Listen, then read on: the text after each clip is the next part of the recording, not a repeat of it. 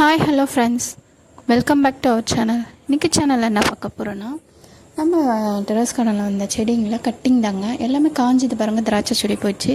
So இதை cut பண்ணி விட்டால் தான் நல்லா துளிர் விட்டு இப்போ வருகிற மாதத்தில் நம்மளுக்கு பூ வைக்குங்க. ஸோ அதுக்காக தாங்க பாருங்கள் இது நான் எப்படி கட் பண்ணி விடுறேன்னு.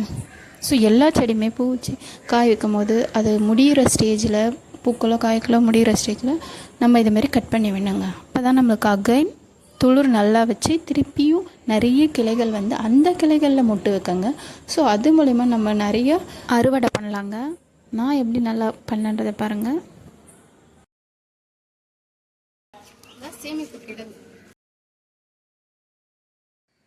ரோஸ் செடி தான் கூட இப்படி தான் முன்னாடி கட் பண்ணி விட்டேங்க. ஸோ நான் அப்போ வீடியோ எடுக்கலை.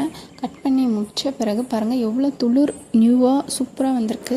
அது ஒவ்வொரு துளிர்லேயும் உங்களுக்கு மொட்டு வைக்குங்க. ஸோ எப்போவுமே பூ பூத்து முடியும் போது மறக்காமல் கட் பண்ணி விடுங்க. 1.5 இன்ச்சு 2 இன்ச்சு அளவுக்கு கட் பண்ணி விடுங்க. அப்போ தான் நல்லா வரும். பாருங்கள் எவ்வளோ மொட்டுகள் வந்து அழகாக பூத்துருக்கு.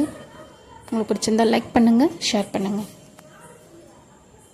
இதேமாரி ஒவ்வொரு செடியிலும் நீங்கள் பண்ணுங்கள். அதுக்கப்புறம் அது முடிச்சோன்னா மண்ணை கிளறி விட்டு அப்புறம் மண்புழு உரம், சாணம் உரம் கொஞ்சம் போடுங்க.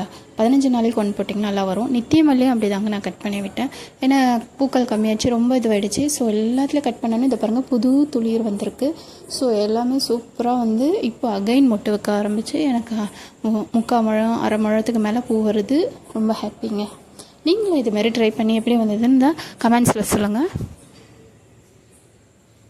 முட்டுகளே முட்டுகளே முச்சு விடா முட்டுகளே மாதிரி பார்க்கும்போது ரொம்ப அழகாக இருக்குது. இந்த வீடியோ உங்களுக்கு பிடிச்சிருந்தா லைக் அண்ட் ஷேர் பண்ணுங்கள். மறக்காமல் நம்ம சேனலுக்கு சப்ஸ்கிரைப் பண்ணுங்கள். தேங்க்ஸ் ஃபார் வாட்சிங்.